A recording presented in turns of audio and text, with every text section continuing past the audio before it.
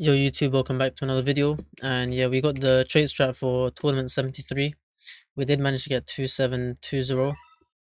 I can push on to like maybe 2800, but it's just replacing your units and moving to the back.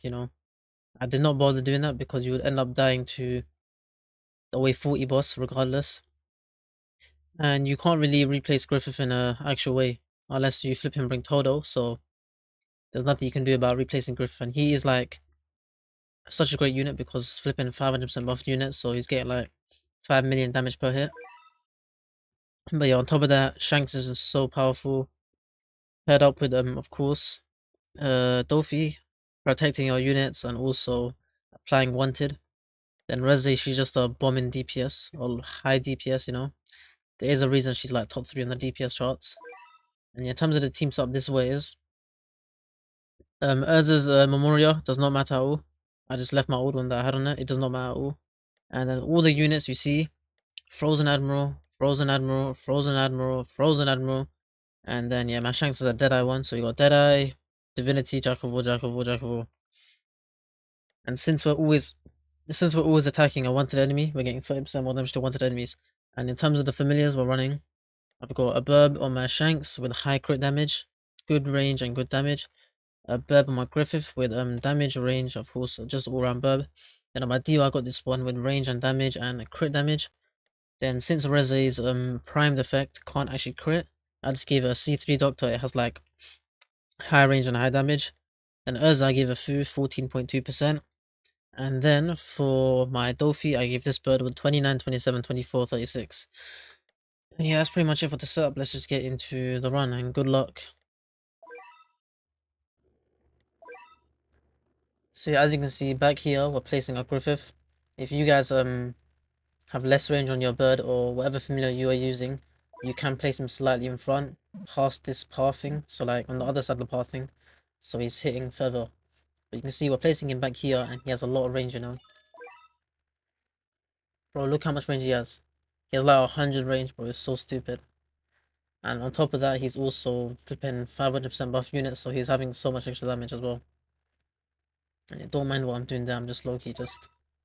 My brain is just not working. But yeah, you want to have your Urza within... Well, you want your Urza to have Griffith in its range. And yeah, once she does like 2 attacks, you can place your Shanks. And yeah, your Shanks just deals with these guys pretty easily. You can use his ability to clear off the last enemy as well. And yeah, you're fine for now. Like you see, we're at 30%. We're slowly getting up to, of course, 100% on our Urza meter. And yeah, I placed Doflamingo here so our other units are protected. And I use his stun as well so he can stun off these Eclipse demons that do get close by. And you just want to use your Griffith Ice Sacrifice again. And yeah, you just want to wait, and then once you can, you switch over to the Vanguard form on your Urza. And from there, it's pretty self-explanatory. In terms of micromanagement, there's not really much micromanagement in this tournament. It's legit just placing your units, maxing them, having their abilities on auto. And yeah, when the boss does spawn wave 30 boss, you just make sure you time stop him effectively. That's all it is. That's all it really is.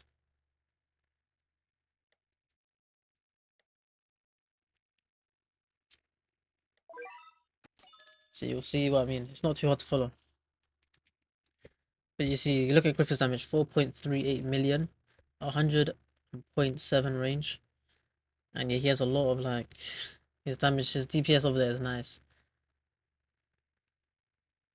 But yeah, you want to make sure you're leaving him on for strongest targeting. Because if you set him to last, he's going to be hovering over the demons. I'm pretty sure it is visual, but even though it is visual, it does mess up with like your thinking. So just leave him on strongest targeting.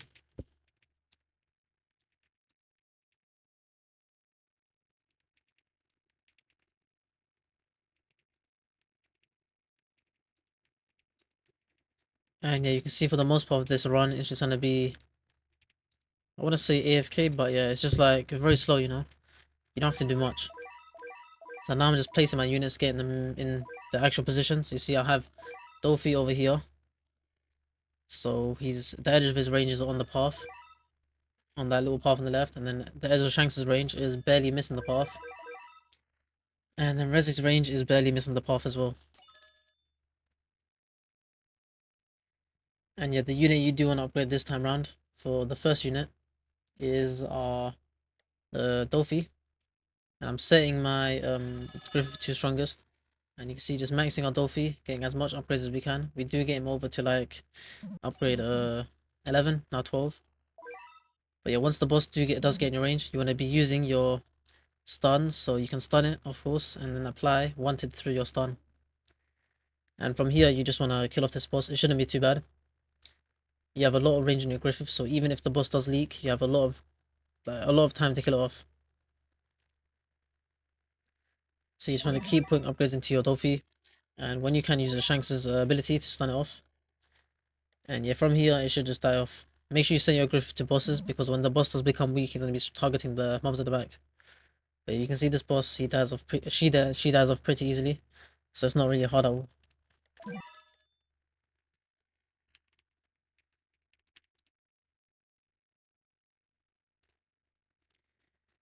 And yeah, from here it's gonna be very simple again. It's just about maxing our units. So in terms of order we're gonna upgrade them is our Dofi, then our Shanks, then our Reze, and then place our Dio at like wave 25-ish, wave 26-ish, and we get him to full AoE second last upgrade.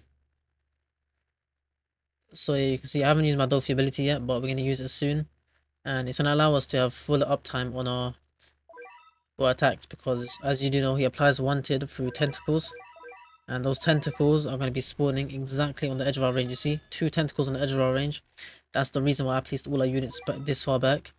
So every time they are attacking, they're going to be hitting an unwanted enemy, meaning they're doing 30% more damage at all times. And of course, a parrot unit like Dofi and Shanks are doing 60% more damage. But then Dofi, on top of him doing 60% more damage to wanted enemies, he has his own passive where he does 50% more damage to wanted enemies. And you can see back here, any Eclipse demon that you do see get that is like moving, you just want to place your spare Urza right in front of them and let your Urza get sacrificed. This way you can get extra damage on your Griffith, because I'm pretty sure you need to do 50 total enemies and then you get 100% more damage on your Griffith, because each enemy you do is 2% more damage to your Griffith's damage. So you'll see your Griffith's damage keep increasing each time you do it, so make sure you keep count of it. Ideally you want to do 50 enemies. If you can't do 50 enemies, it's all good, just do as much as you can.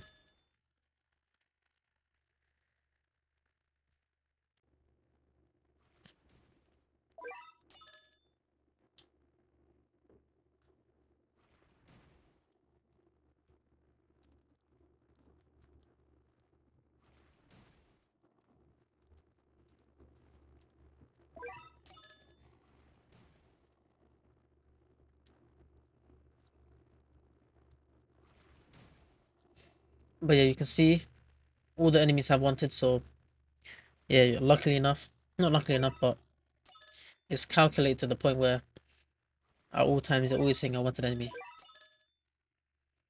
And yeah, just make sure you keep doing your Griffith thing, that's all you have to do.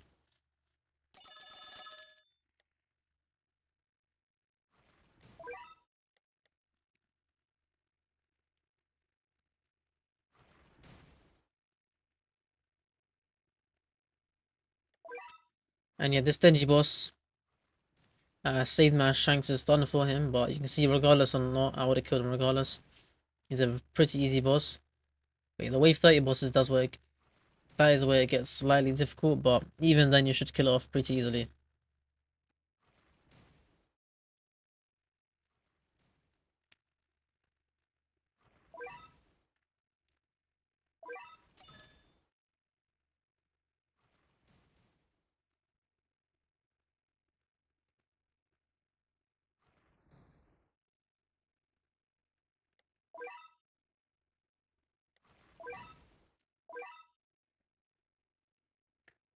So yeah, from this point to like wave 23 to wave 27, I'm just searching for any Eclipse demons. Any ones I see, I do make sure I use my Urza to what was it? Urza to sacrifice.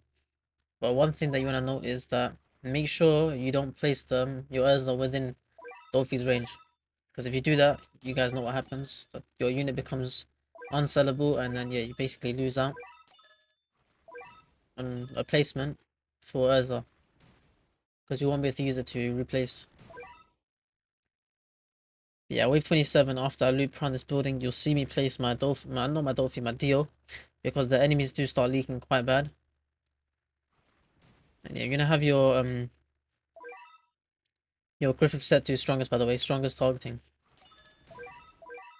You can see I get Dio down, I place him, and max him, not max him, but I get him to second last upgrade, and set him to slow. So these enemies are getting slowed. You can see Griffith's range is perfectly placed, so he's hitting that whole path right in front of him.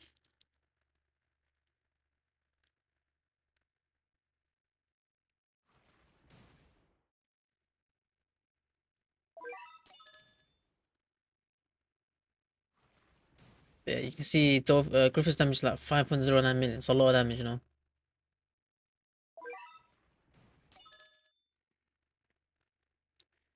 And yeah, now we're saving our deal time stop until the boss gets into our range. You see the wave 30 Denji boss at the very top of the enemy index thing. Yeah, we're just waiting for him to enter our range before we place him. Before we use our deal's time stop.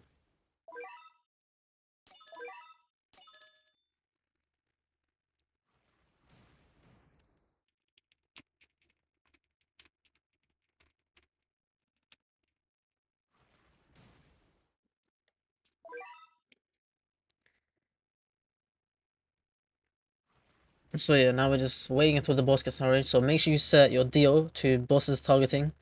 So once he does lock onto the boss, you'll be able to see if you went to time stop. So yeah, you'll see him target a boss. Right here, he's targeting Denji. I switch him, deal twice to get that time stop off, and make sure I set all my units to bosses. Mainly your Griffith and Shanks, because these two are not full AoE. And from here, it's just making sure you time stop consistently. So I'm time stopping again. Just wait until the stun is over. And yeah, time stop again. That's my third time stop via deals placement and swaps. So the only other time stop we have available to us is the one from his other form. So yeah, we're waiting until that icon does disappear, and we're going to be using our time stop again. Yeah, the reason why this boss does take a lot of damage is because of Resi. There's a lot of surrounding enemies by the boss, so yeah, it was so perfect. And yeah, here I make sure I switch my Griffith back to strongest and my Shanks back to last. And I use this time stop again because these enemies right in front are so tanky, you know. Look how much HP they have. It's physically, I don't know if it's impossible, but they're just so frustrating to deal with. Look at that HP. 100 million on top of the HP they already have.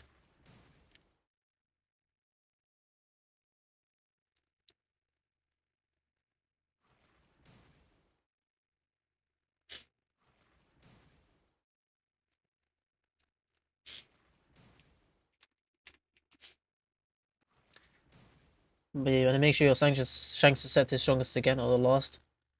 And to be honest, the only enemies that will be leaking are these full demons. But since they are very slow, it's perfectly fine. So you'll see these guys get repulsed. But yeah, they're very slow, yeah, that even if they do leak, it's so fine. You can pull off 2 to 3 time stops on him.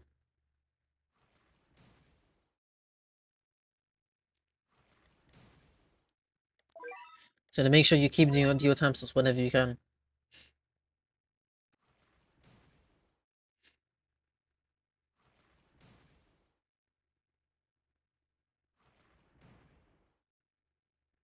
But yeah, you can see these full demons are so tanky, man. The amount of damage reduction they have with the overshield, everything is so crazy. It's a lot of damage, you know. But yeah, but what's nice is that Shanks is setting that damage reduction to 0, so it's perfect.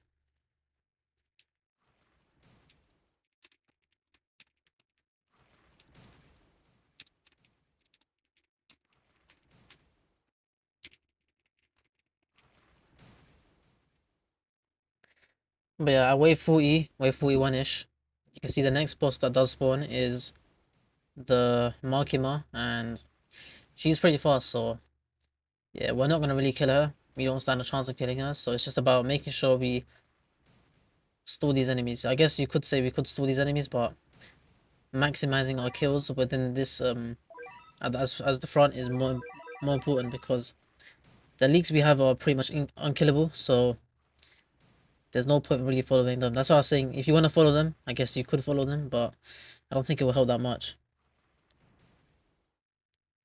So now we turn auto skip waves off. And yeah, as soon as we are about to die, we just click yes. And now I set all my units to weakest. The main two units who is Shanks and Griffith. So we get that stun off from the tentacle. And now before we are about to die, we just click yes and that's it for the strat. If you enjoyed the video, like, subscribe, and yeah, I'll see you in the next video. Peace.